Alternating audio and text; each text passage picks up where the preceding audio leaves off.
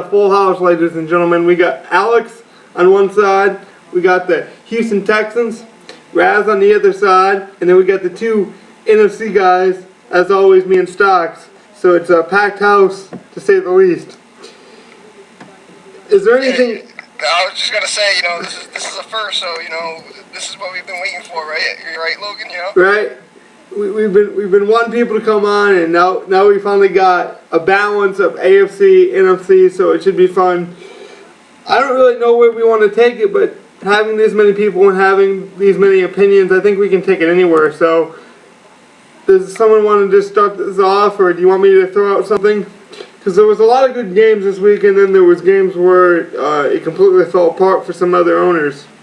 Ladies and gentlemen, I wanted to fill you in on some information that we did not cover in the podcast that you're about to hear. This was filmed a few days ago. I figure the XFN website was not working properly when we were filming the show, at least on my end. The other guys could see it, but on my end it was a little difficult. We never really talk about the power rankings, so they have the power rankings, the Cardinals, the Raiders, the Giants, the Steelers, and the Bengals. I think it would be fun next week maybe to do a little power ranking with the three gentlemen, or the four gentlemen, actually. We have a really packed show. You'll see on the podcast it's quite a great show, actually. Again, Manny does great jobs with his videos, so keep track of it. I think a new one's coming. It's shaping up to be a good season. I think we covered most of the scores this week, as far as the scores that were done in completion. I wanted to also run down the leaders in passing, and let's look at the season passing. Jay Cutler is actually leading the season with that can't be right. Maybe, hold on. Yeah, here we go. It ranks it by yards. Jay Cutler's leading with over 1,000 yards, closely by Philip Rivers. Matt Schaub's in there, and so is Matt Ryan. The rusher, no surprise. It's a strong Vikings. Adrian Peterson, Charles, not far behind. Darren McFadden's having a resurgent season. And, you know, I always knew he was a good runner, and the runner has Felix Jones in the top. Receiving, no big surprise. Dallas Strong is there in second place. Again, the top receiver is the tight end Brooks, who is really the most hybrid, you know, type of guy you would get at that position. Andre Johnson of the Texans, who you'll hear me and him go back and forth about Calvin Johnson a little bit in this episode. Stocks is always the defensive leader, tied with McClellan, but he's got 25 tackles, 4 forced fumbles, and 2 interceptions. I would say he's easily the defensive player to stop so far this year. I wanted to tell you guys while it was a little quiet, because the podcast gets a little hot and there's some good moments. There's 4 people in, so it's kind of chaotic at times, but it's probably the best podcast we've had for information, different points of views. We really hit some solid stuff this week, and I hope you guys enjoy it. I hope you guys give a good listen, because it was phenomenal stuff by all 4 men. I want to give, you know, each guy a shout out. Stocks, Raz, Alex, myself. We brought it and we tried to bring it, and I hope you enjoy the show. I guess that's it, man.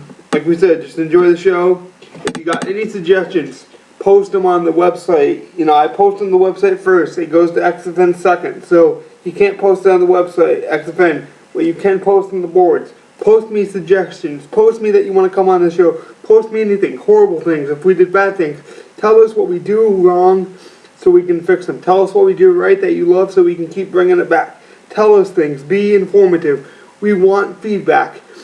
Forget people coming on the show now, because we got a good base for that. I mean, if you want to come on the show, that's great. But give us feedback. If you don't have time to go on the show, tell us what you want. Do you want more power rankings? Do you want more draft coverage? Do you want more weekly coverage of games? Just tell us these things. We'll get to it. I'm getting a little thin of breath, so I'll turn it over. You got a solid hour of information. See, I gotta get something to drink, man. I gotta run. Peace out. Minnesota demolished the Seahawks pretty good, but you know, the Seahawks is an up-and-coming team, and Minnesota, you know, he's the class in my division, or you know, he's a pretty good force in the NFC as a whole. Wouldn't you agree, Stocks? Yeah, he definitely is. You know, with AP and Strong, he definitely is one of the top-notch teams. Yeah, I mean, I think he's. Do you think this is the year, Stocks, he wins the Super Bowl or makes a good push? Well, on Minnesota's aspect, you're going to have to watch Ryan Mallett and see how he does throughout the year. I mean, he's got the weapons. But can he, you know, do just a little bit more than he did last year to really help that team out? That's going to be the factor. Now, Alex, speaking from the AFC perspective now, do you guys think that Minnesota's a real threat to say the Super Bowl to any AFC team? I haven't had the pleasure of playing him yet. I have them later this season, so it's hard to judge. But I'd say probably is judging from his record and the results he's had with the performance he's had from certain players, and just the fact that he's built his team. The fact that obviously he's got a strong arm quarterback, and quick receivers, he's got 8 rookies, so that's obviously basically a formula for success. He's got Julius Peppers, decent pass rusher, so I mean he's obviously got the pieces. It's just whether he can win the big games like he didn't last season. I mean, it's great to be able to get there, but I mean you've got to do it pretty much, which is a bit obvious. Now, this is more for you and Raz. Do you think the NFC is the stronger division, or are you going to go with your brother on and go with the AFC? Because there's a big debate, and I want to talk about this while we got 2 on one side and 2 on the other side. Which division is the better division? Come on, man. Do you think we're really going to say the NFC here? I mean... Well, if you wanted to be honest, you might. I personally don't think there is a strong conference. The National and American Football Conferences both. Well, I mean, the NFC has had a stronger winning record against the AFC over the past 2 seasons. But then season 1, the AFC won the Super Bowl. Season 2, the NFC won the Super Bowl. Right. I mean, both got. I mean, it's hard to compare them because, I mean, they don't play that many games into conference, and then, I mean, if everyone played everyone, then you'd have a fair representation of it, and then the teams are always changing and stuff like that. So. Right. No, I think that's correct, and it's a fun debate, and it's kind of fun to go back and forth. But I think Stocks will agree there's weaknesses in both divisions, and then there's strengths in both divisions. Obviously, you look at a division like the NFC North or the NFC South, and then you look at the AFC, you know, with the Steelers division, the Bengals and the Ravens, you know, that's a tough division.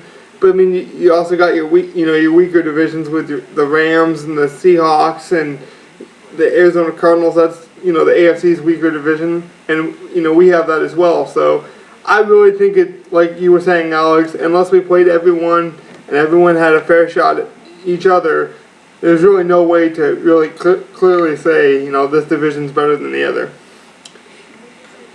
Now, my aspect would be just Super Bowls. You know what I mean? That's how I've gone by. right, Who's got the most Super Bowls? and right now we're tied, so you'd say we're pretty, you know, Yep. you can't give one edge to either division. So, now let me ask each one of you, what's the team that surprised you so far, and the team that's kind of maybe not been a disappointment, but a slow start to say the least?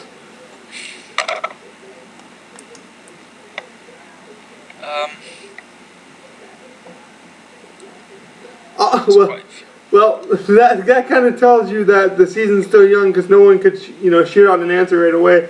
I will say though, I'm a bit surprised that Stocks has started so slow in the NFC. I know you have this up and down battle, this relationship with Drew Brees. It's kind of like the Jerry Springer show and everything, but I figured with the two tight end sets and the young movement you've been going to and all the weapons you built on offense. Not that you started off bad. You won one game and what are you 1-3? Yeah. So I mean that's not horrible. I would expect you to turn it around. The team that's really been a surprise again is the St. Louis Rams. He from where he was a season ago in his first season and where he's taken that Rams. Forget the wins and losses. He's made great improvements. Yeah, in his aspect, he scored 97 points this year, so he's getting on the board. He's moving the ball versus last year. He wasn't doing nothing, so.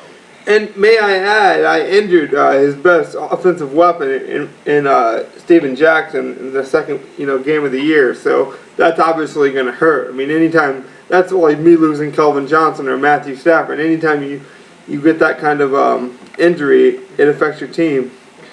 I want to bring the Houston Texans back in. How's your season been going as a whole? Are you kind of disappointed at where you're going, or do you think you're growing, or feeling it out still, or? The first game wasn't too bad, but I just couldn't stop AP, unfortunately.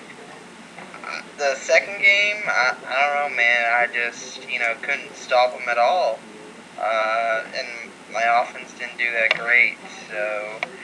So far, I'm not too happy about it. I got a game against the Colts this week, and hopefully that I can win that one. But so far, not the best season.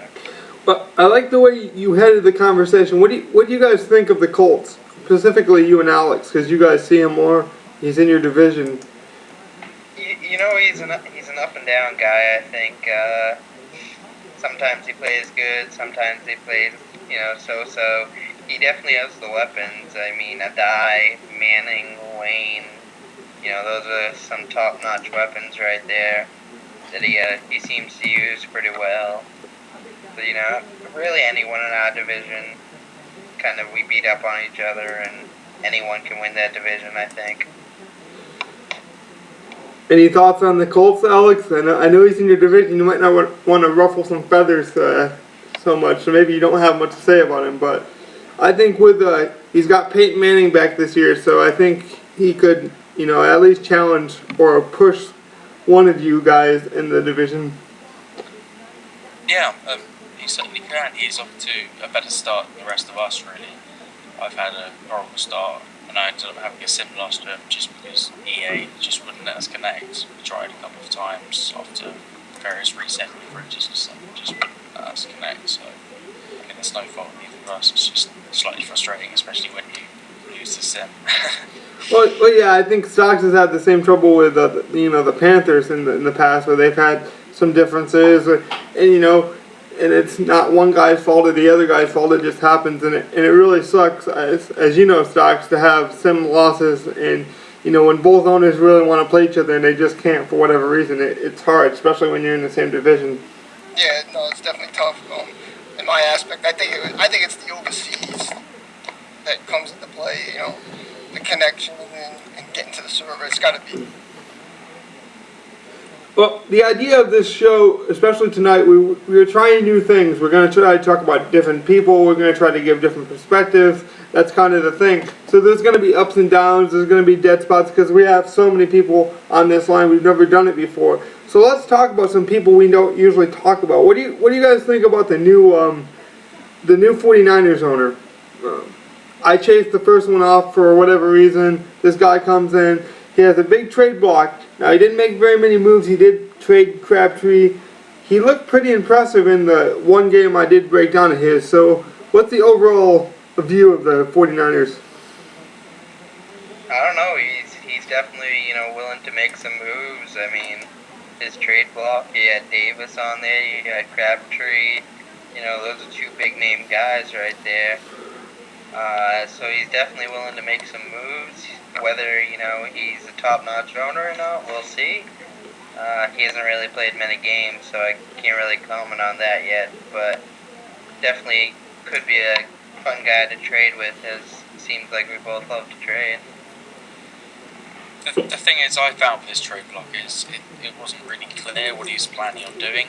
You know what I mean? Because I mean, he had Frank Moore, Vernon Davis in. I mean, he had basically most of his offense on it. So I mean, it didn't make it clear whether he wanted to go more towards the passing game or the running game. Well, So let me ask Stocks this.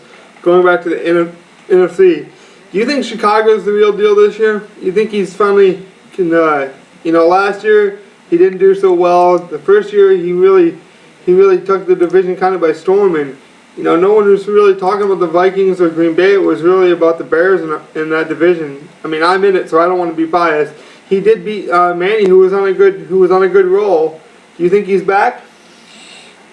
I question his run game now without Jamal Charles. I mean, yeah, he's got the kid Robin Brooks, But let's face it. I mean, he could break the game with that, with him, and just what he's gonna do now later down in the season.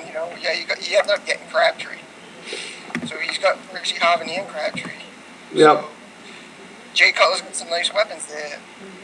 Does he have enough running backs with Robin Brooks and Pierre Thomas? And I think Alex is the one who played him this season. So what do you think of his game being played him already, not being in the same division? So I'd have to say that his defensive style is probably a bit different from what it has been. Just looking at his personnel, that's a bit obvious. So he got away from the 4-6. Is what you're saying? Yeah, I mean, he's less than the 4-6. When I played him, he basically went to dime when most people would have gone to nickel because the amount of cornerbacks he's got and stuff like that. But I mean, obviously, that's down to the personnel he's got, and I mean, he's still very effective. It was a great game against him. Just Gabbert was way off that game, which was frustrating, and I ended up losing by 5. Now anyone can answer this. I mean, I'll leave it open to all you guys. Do you think the Bears got away from the 4-6 because people figured it out, or was it a personnel thing, or did he just need to change? Because in this league you can't do the same things over and over and over. People just figure it out. We're too good of players for that. So do you think it was more that, or you didn't think he drafted for a different movement or a different style? Well, by looking over his roster, that defensive side is just dismantled. He's got no playmakers. His highest rated player is 84 at Brandon Merriweather, and that's nothing to write home about it. Flashy about. I think he probably went for age. He had the Urlacher, he was getting old. He traded Peppers? Yeah, he got Peppers. He traded Jared Allen. Jared Allen. To so then, he Buffalo Bills. He gave away a lot of playmakers, so he's probably going younger. I mean, I think the main reason for those moves was basically, it was obviously age-based, but I think it was more contract-based, because they were set to earn, I think, between them, something stupid, like probably about 20 million, or probably more than that. So, I mean, it's understandable when you've got other needs and stuff like that. So, I mean, next season could be very interesting for him, because, I mean, it's probably, I can't remember what he got from the trades, but I mean, he's going to have a fair bit of cap on the. I don't know if it had anything to do with cap. I mean, if you look at his cap still, he still has like 40 million under cap. Next year he's going to have like 60 or 70 million. I mean, if those players are only costing you 20 million, why wouldn't you just keep them on your roster and still have 20 million left? I think it was kind of a mixture between cap and their age, because I think he figured that they were going to be on the decline, and it wasn't worth paying them 20 million between them or whatever it was, just for a player that basically isn't going to be as good, going to lose a step. Well, the truth is, especially if you're not a fan of we know the Bears, the actual Bears fan, but if you're not a fan of a certain team, or if, maybe you just get bored with using the same players, you wanted to try something new, maybe that's what it was. Seeing how the division's so tough, you figured, hey, I might as well try something different.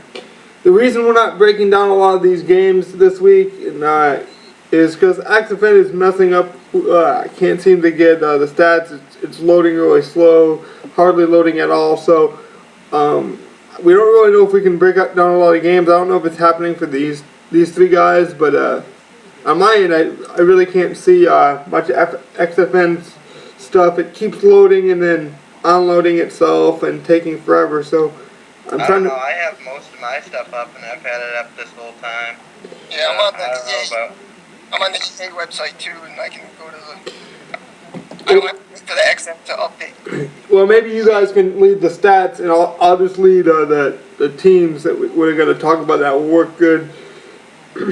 Now, You could definitely go into Alex's game. You know, that was a close game. The Titans won 33-31 over Alex, and maybe we can get some of his thoughts about the game.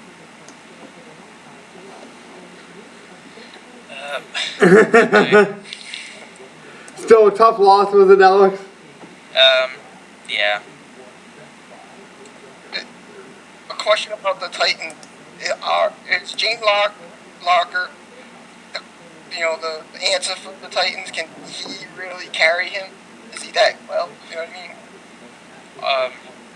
I don't think so. I mean, well, obviously it was hard to tell that game because he basically didn't pass it much, and then when he did, for some reason, my cornerbacks who both have like 90 plus man coverage just couldn't cover the players.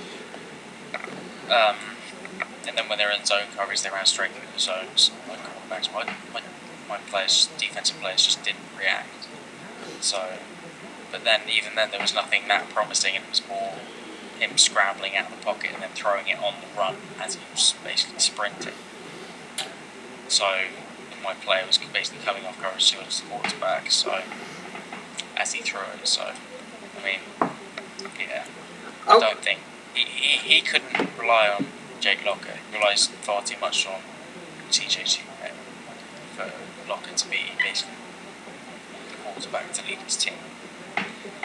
Well, another team that shoots out at me that, me and Stocks, we try to cover the AFC, but obviously, again, we don't play these guys. The team that's always kind of been interesting to us, that for some reason that we always get drawn back to this guy. It might be because we've always played with him and he's a long-time grittering guy, and he's basically came in around the same time me and Stocks did, and we got kind of, this connection with him, and we've, been with him for a long time, and that's Lord of the Kansas City Chiefs.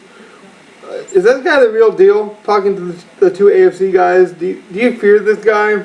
Because we know in previous Maddens he's been very good, Stocks, and we don't play him, we don't see him a lot, but there's something about him that's intriguing every time you look at his box scores.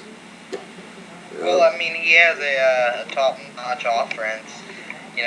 I honestly don't really fear his defense too much. Me and him played a game last year, and it was pretty much a shootout.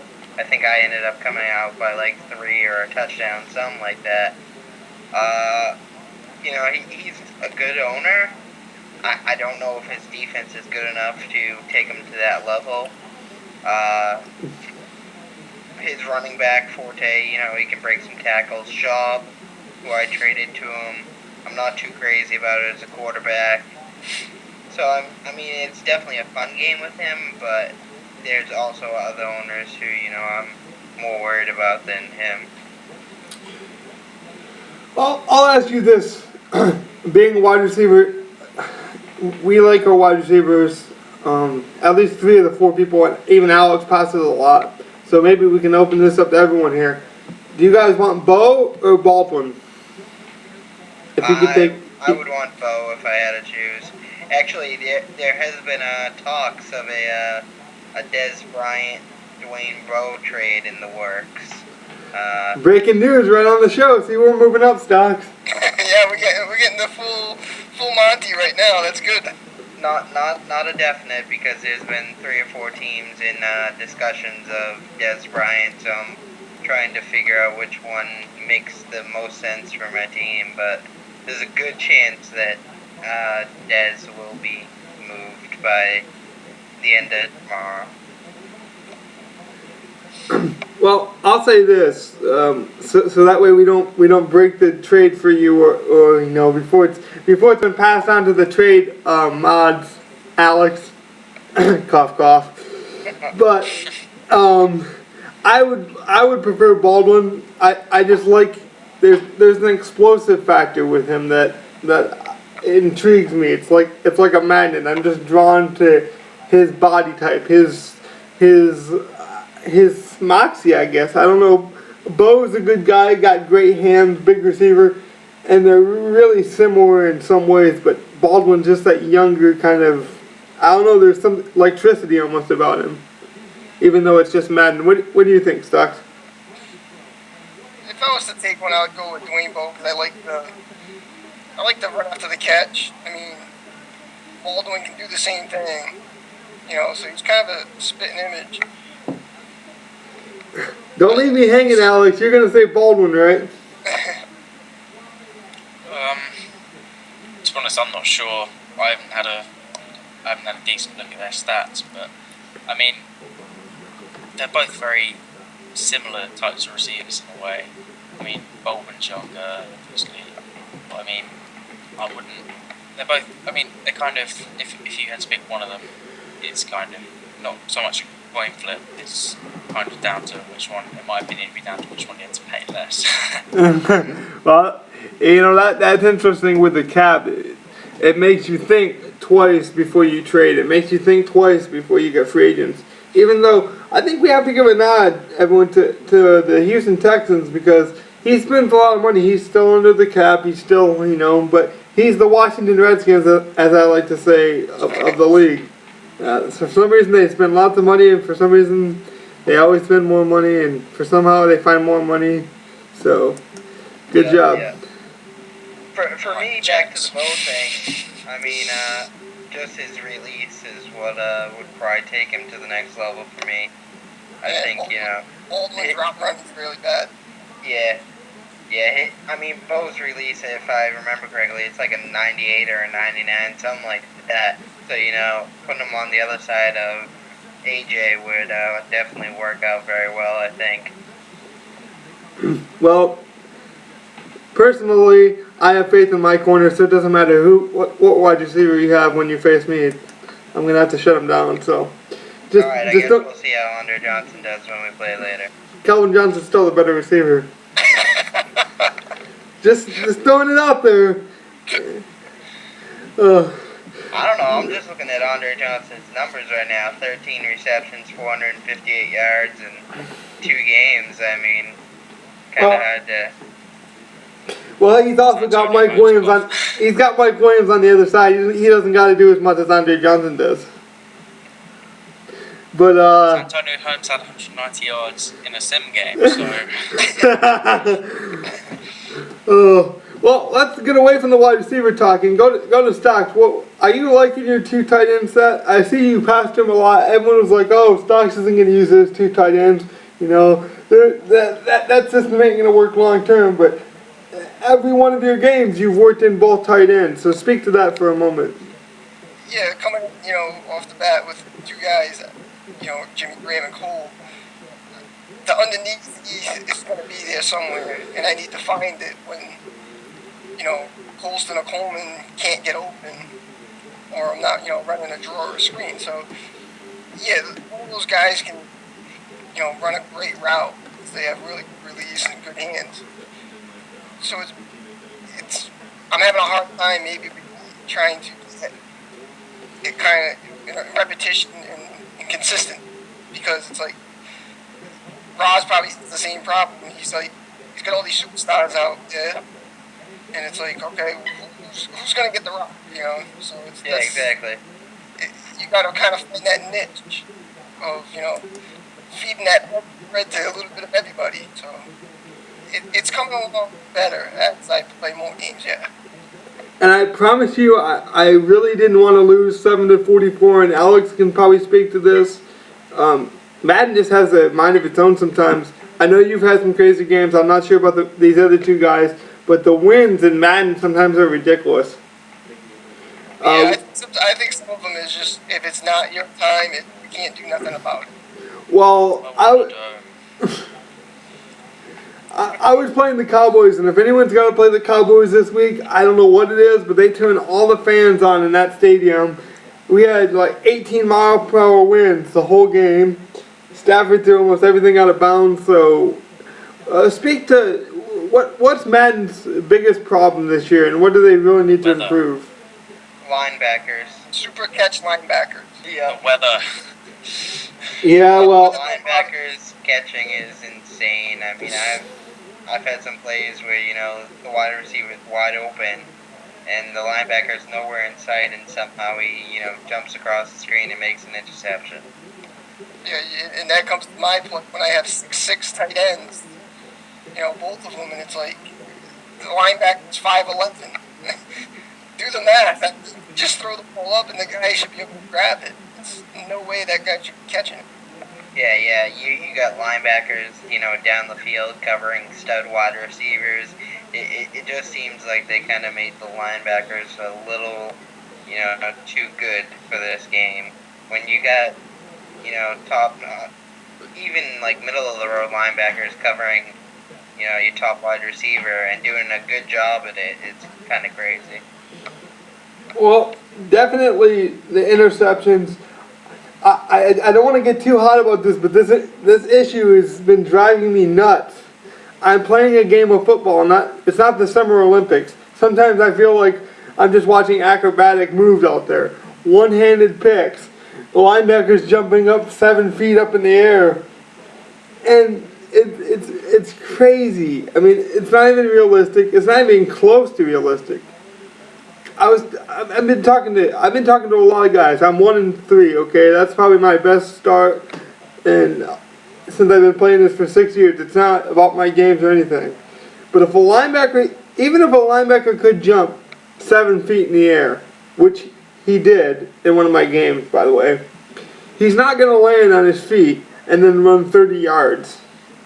He's just not. If a guy's going to jump that high, most likely he's going to land on his back. He's not going to land perfectly on his feet.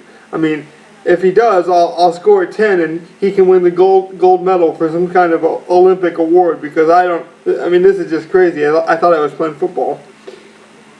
But, I don't know. But I'll get off my soapbox and let's talk about the Cleveland Browns, because they beat a pretty good team this week. They beat the Cincinnati Bengals, who's been to the playoffs a few times. Now, that's a huge, tough division with the Browns, the Ravens, the Steelers, the Cincinnati Bengals. Can this guy do anything in that division? And it doesn't speak to how bad he is or how good he is. It's just, it might be the most difficult division in all of football. I don't see him winning the division with Burr there. He's kind of tough to beat. I mean, but, you know, he did put up 52 against a great Bengals defense, in my opinion, which I had a very hard time playing against. I mean, it seems like he's kind of worked on his offense a lot. You know, he has Romo now, he has Charles. So he definitely has some pieces that, you know, he can definitely work with now on that offense, which was a weak spot going into this Madden. But I don't see him winning the division, no. Maybe a wild card. Well, luckily, the XFN website decided it was going to agree with me, and I can look at some of the stats. He uses a really, really interesting two-back set, and it's really thunder and lightning. He's got Charles, who's definitely the speed back, who had 15 carries in that game for 131 yards. One was for a 50-yard scamper, probably on the touchdown, I would imagine, that he got. But he also uses Peyton Hillis. Only 10. I think he uses him as a fullback mostly, but... Well, yeah, that's what I was going to get at. Either a fullback, or he definitely uses him at least in the hammer, kind of you know, I need that yard, I need that 2 yards, I need that goal line back. And he definitely uses him for that. He had 2 touchdowns, 10 attempts. Do you think we see Burr have the you know, the young kid and the running back? This division definitely, Alex, you would say is the running back division, right? Yeah. I mean, they've all got decent running backs, and they all run the ball well. So they've all got different styles of running the ball as well. making it even more challenging when you've got to play against them. Well, Stocks, is there any guys you want to break down from the AFC that we don't usually talk about with these two guys here? Or the NFC, we can talk about that. Oh yeah, I would like to talk about the Texans team and how this year he's going with the Rob Gronkowski and Wes Welker, and how does he fit Andre Johnson, and you still got Owen Daniels. How do you fit all these guys? I kind of have the same problem too, but not as big players names as you. But how do you fit the niche of obviously you pass first, run second. Yeah, but Java. even best, he gets his touches. Gerhardt gets his touches. Benson gets his touches. I'm definitely a pass first though. Probably I'd say 60-40 somewhere around there. Where do you fit Wes Welker into? Because if you put Wes Welker on your team, he's a number one. Right. Wes Welker is definitely my slot. I've had some issues working him into the offense.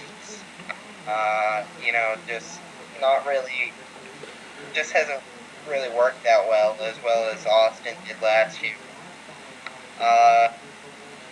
With Gronkowski, he in my opinion is the best tight end in the game. So I definitely look forward to playing with him. And Owen Daniels, that kind of gives me the aspect, kind of like you have, Stocks, with the two tight ends and being able to open that game a little more. It'll definitely be interesting. It's easier said than done, though, getting all these guys the ball. Well, going back to Alex, so we don't forget the young Brit over in the corner. What do you think your team's kind of set, Alex? Or I know your first year you were trying to get a corner really bad. You were trying to get rid of your corner for a wide receiver. You were trying to make all these wide receiver moves. Again, that's probably my agent calling, but you were trying to make all these moves, and you were trying to get a wide receiver, and you got Holmes. Is your team pretty much set for these 2 years, or how many more seasons we have, or are you always looking to make a move? Well, if there's a move there to improve my team, obviously it would be stupid to not take it. My defense has been, pretty porous so far, even though I've brought in players that should improve it. And my players I don't know why, but my players just aren't reacting to the basically defense that run at the moment, and then basically the weather's not helping when it comes to passing. And my wide receivers are just slipping on cuts. I was just missing the passes as well. So obviously, it'd be nice. I could consider doing some moves. I don't know. My offense is pretty set. My whole team's pretty set, really. Obviously, if there was a move to be made, I would probably make it if it was in my best interest. But you can never say no to. You can never completely rule any moves out. Right. Well, let me ask you this: going back to your division, we have the two Texans and the Jaguars, obviously, on this podcast. So it'd be stupid not to talk about your division some.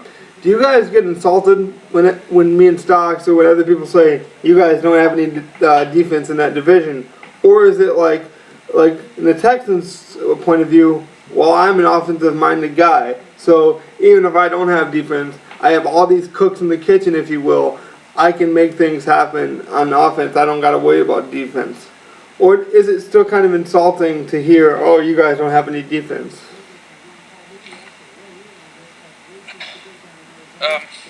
Well, it kind of is and isn't. Playing the games is more frustrating not having any defense because I know I've got the players. It's just they just don't do what they're meant to do during the games.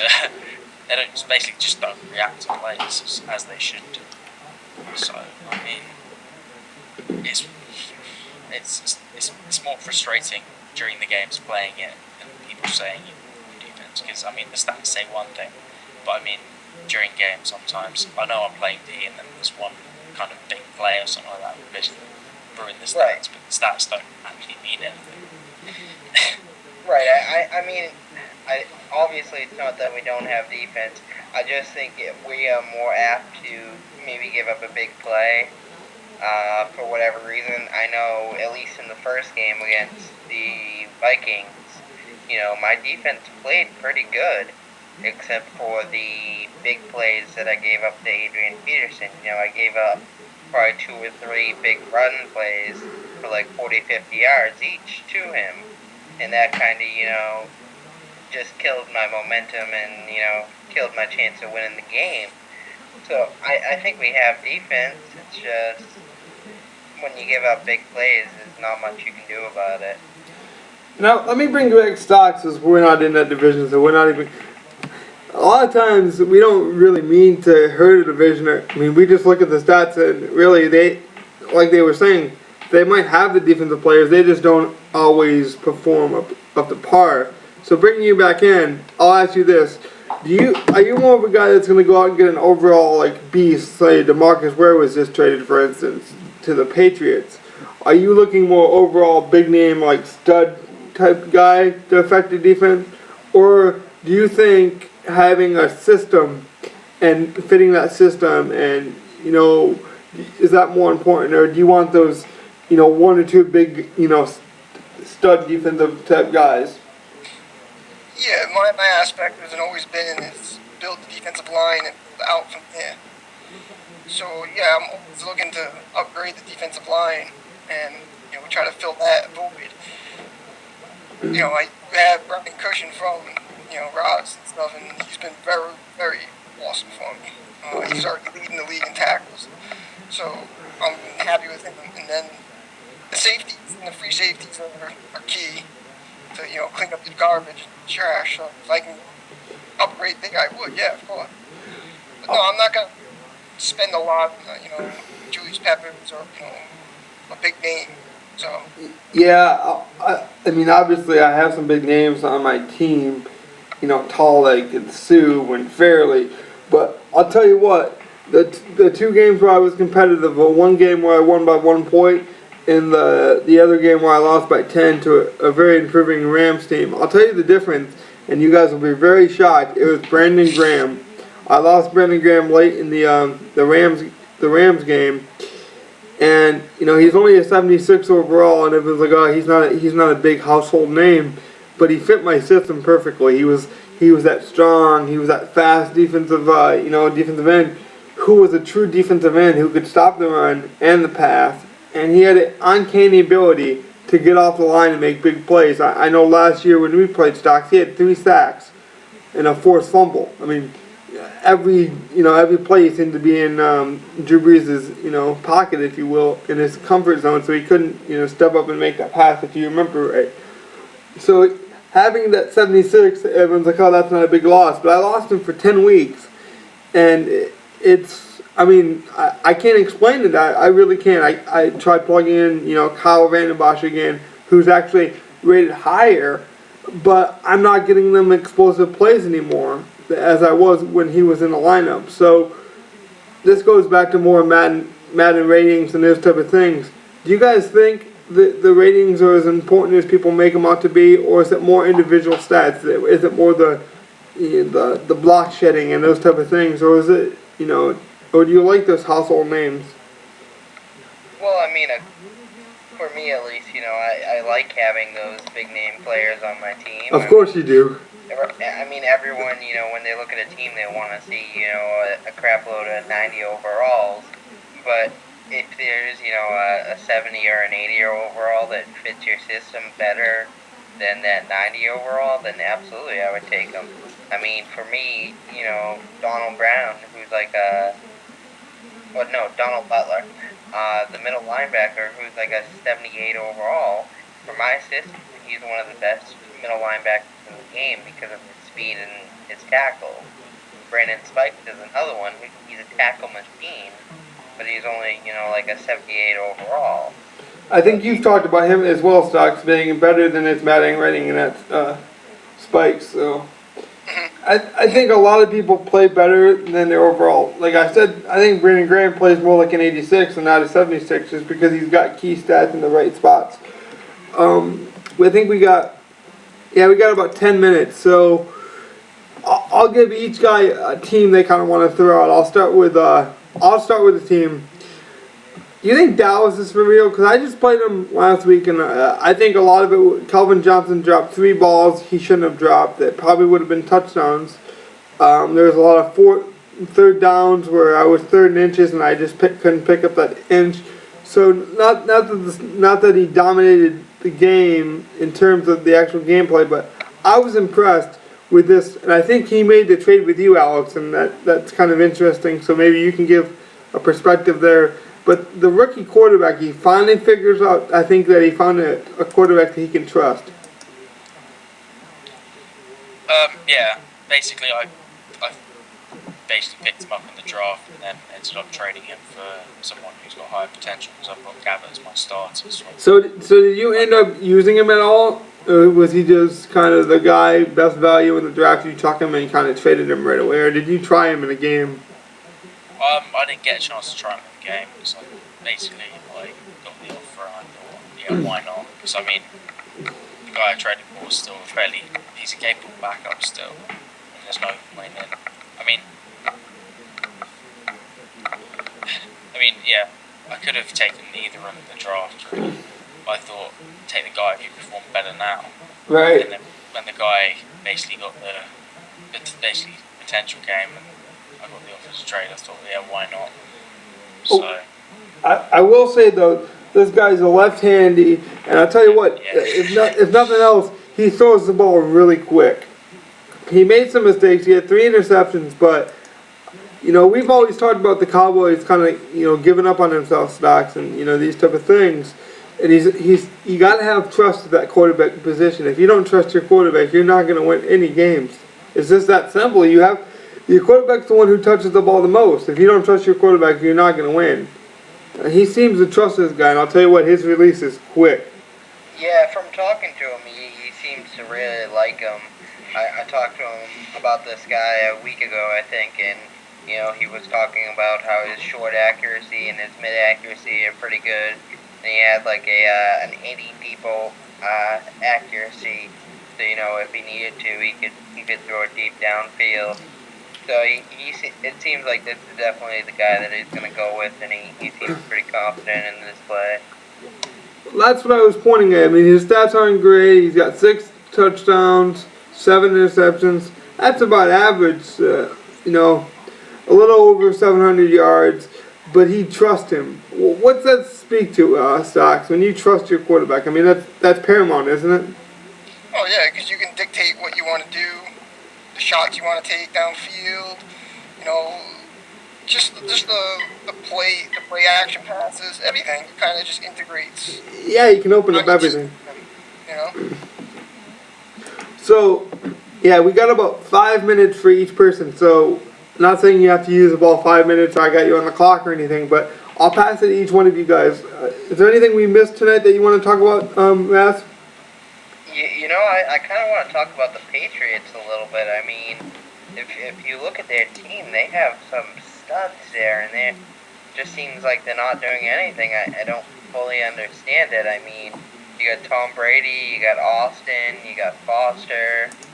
Up until this week, they had Gronkowski, you got Hernandez, Mayo, McCourty, Chung. I mean, you got some good players. DeMarcus Ware.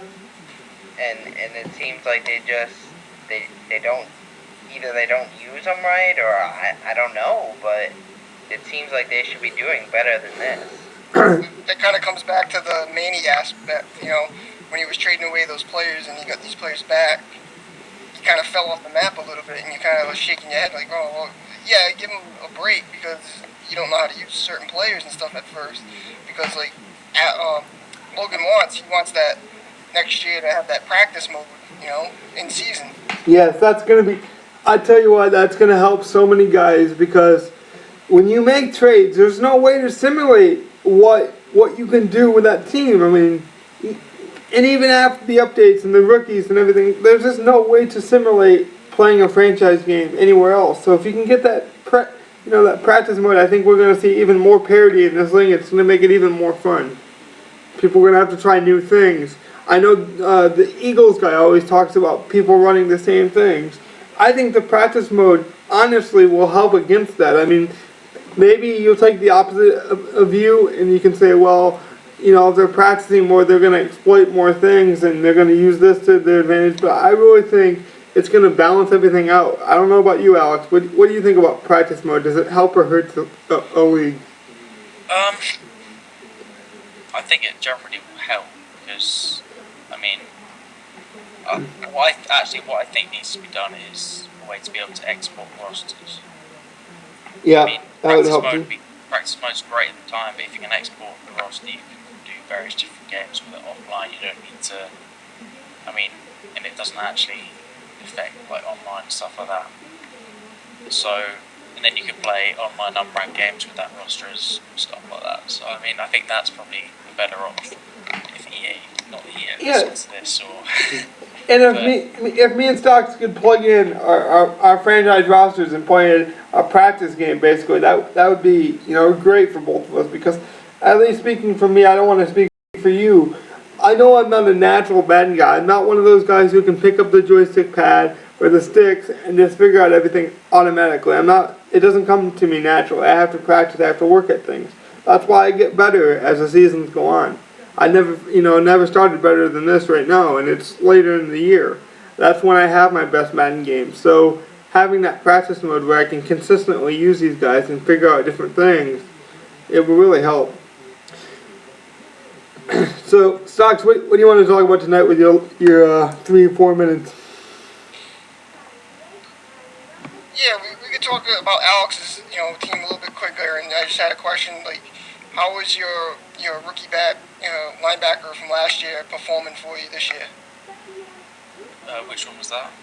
The rookie you drafted last year. Okay. Basically, he's been playing at defensive end, and I mean, he's had impact, but I mean, he's not had possibly the impact that you would hope for. But that's because the rest of my defensive line is pretty dominant as well. Mm-hmm. So I mean, and generally, as he's on the left tackle, which is generally the better blocker on most people's offensive lines. Do you trust playing Gabbert? Do you trust playing Gabbert? Yeah, I mean, he's had a couple of bad games recently, but I mean, a lot of people do, and that's been more down to the rain and a couple of bad decisions by me controlling him. So, and then wide receiver slipping, so there's only so much that you can actually blame on the quarterback. I mean, it's frustrating when the quarterback throws it basically out of bounds when you throw it deep, but that's what happens when it was raining.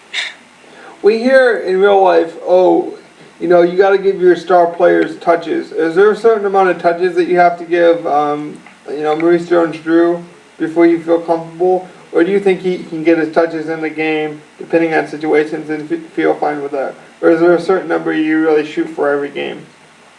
I don't really shoot for a number. I usually shoot for more percentage. I shoot for, say, at least getting one of my running backs getting at least 40% of the snaps of my offensive snaps, ideally. Hey, sorry to interrupt, guys, but I actually have to head off real quick. All right, man. Thanks for joining us. The show will come together. Thanks, man. No problem. Peace. So, now we're probably going to run pretty quick too. I was going to say, do you guys want to say anything more? Because we really don't. I mean, I think we covered a lot of things. Again, it was a little bit scratchy, but you'd expect that with so many guys, and it was nice to have kind of a balance of NFC and AFC, like I said. Now, I got one quick question, if you can, Alex. Going back to the Patriots, I guess, would you have given that much for DeMarcus Ware? I want both of you guys to rank DeMarcus Ware, if you will. Madden linebacker, not real life linebacker. Is he the second best linebacker in the game, third best linebacker in the game, top 5, or is he like top 10? Maybe a top 10. He's the top pass rushing. Well, he's the top pass rushing right outside linebacker. Okay. So is he better fit at linebacker? Is that what you're saying? Or could he fit phenomenal in a defensive end situation? Depends on the scheme you're playing. If you're a 4-3 team, defensive end, I would put him at linebacker. But if it's 3-4 outside linebacker, Otherwise, yeah. I mean, it depends on the scheme you're running, but that's the same with Rucker. I mean, I probably could put Rucker at outside linebacker in the 4-3 because he's got. I mean, yeah, he's alright in coverage. He's far from great, but I mean, I wouldn't trust Marcus Ware covering. So do you think he made that deal because he was kind of struggling this season?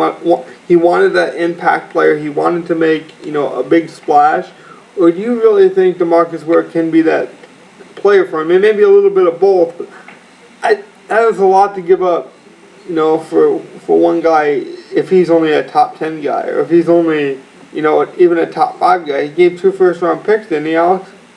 Yeah. I mean, I think that's very good value for a player if he makes the impact, which he should do.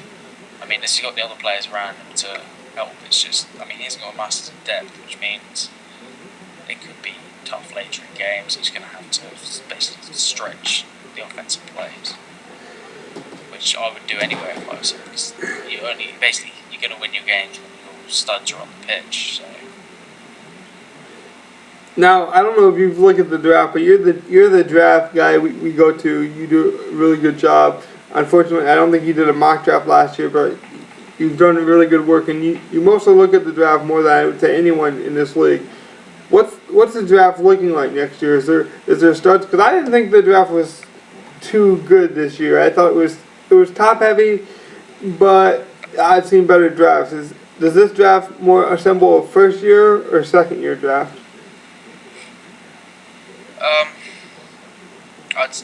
Obviously it's hard to compare the drafts. I think I haven't had that much of a look. I've had a quick look at the next draft, but I haven't had a massive amount of time to look at it. Stocks would say, my God, Logan, we're only in week 4 or 5, something like that. We don't need to be talking about the draft, but it's always an interesting topic. I think we're good, guys. I'm gonna get on this unless you guys got anything. No, it sounds good, brother. All right, everyone, stay good. Thanks for joining us. Again, thanks to Alex and the Texans. And again, stay good, guys. Play your games. Play fair. Just have some fun.